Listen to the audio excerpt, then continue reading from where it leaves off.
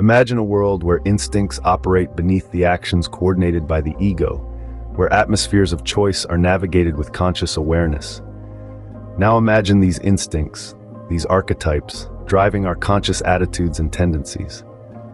This world isn't a distant reality, it's the human psyche. In the modern human, there exists a capability to consciously choose and navigate these atmospheres of choice, unlike our archaic ancestors. In a child's mind, however, these atmospheres of choice, moods, emotions, instincts, and somatic responses are still intertwined.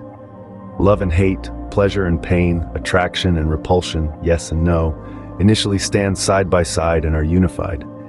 This unity can be seen not just in individuals with neurotic tendencies, but also in those we consider normal.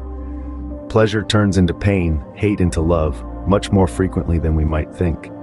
This is most clearly observable in children, where laughter and tears, starting and stopping actions, and fluctuating affections follow one another in quick succession. For a child, influences flow from all directions: the environment, the ego, the inner world, bodily tendencies, and the ego consciousness functions in this context, while a tiny form of ego manages to order, center, accept, and reject. The same goes for the pair of opposites, male and female. The original hermaphroditic nature is still largely preserved in a child. Without considering the gender difference, toddlers are simply toddlers. The split between the inside and the outside in the archaic man and child is not as complete as in other opposites. The imaginary friend is both real and unreal at the same time, just like everything else, and the image in the dream is as real as the external reality.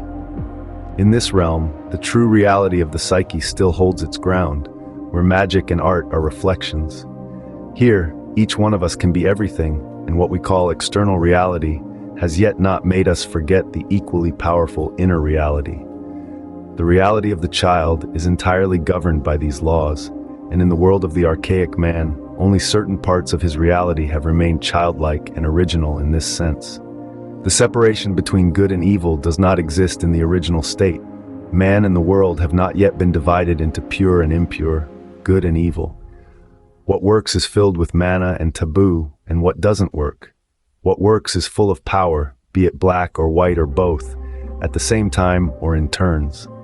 The consciousness of the archaic man does not discriminate properly. There are good and evil sorcerers, but it seems that the potency of their actions is more important than their intention.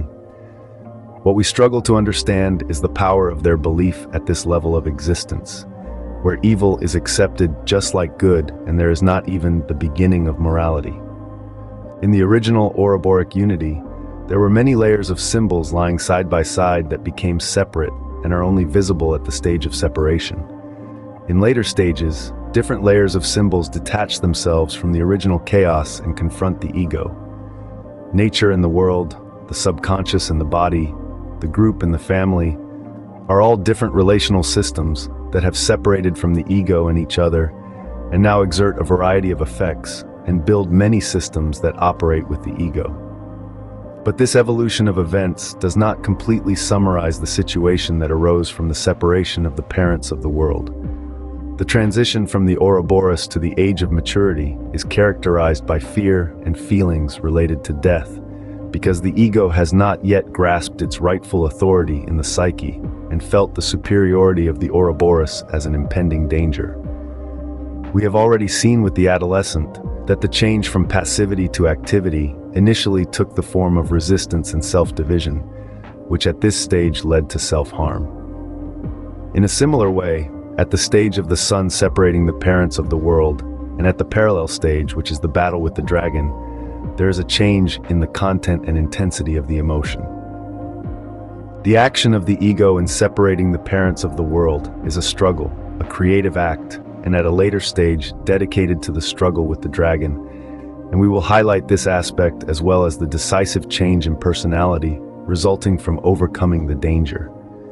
For now, we will deal with another part of the matter, that this experience is experienced as guilt, and more than that, as original guilt, fall. But first of all, we must discuss the emotional situation and understand that this act, which manifests itself as the creation of light and as the creation of the world and consciousness, is cursed with a strong sense of suffering and loss. In the heroic act of creating the world and dividing the opposites, the ego steps forward from the magic circle of the Ouroboros and finds itself in a state of loneliness. With the rise of the ego, the state of paradise is destroyed.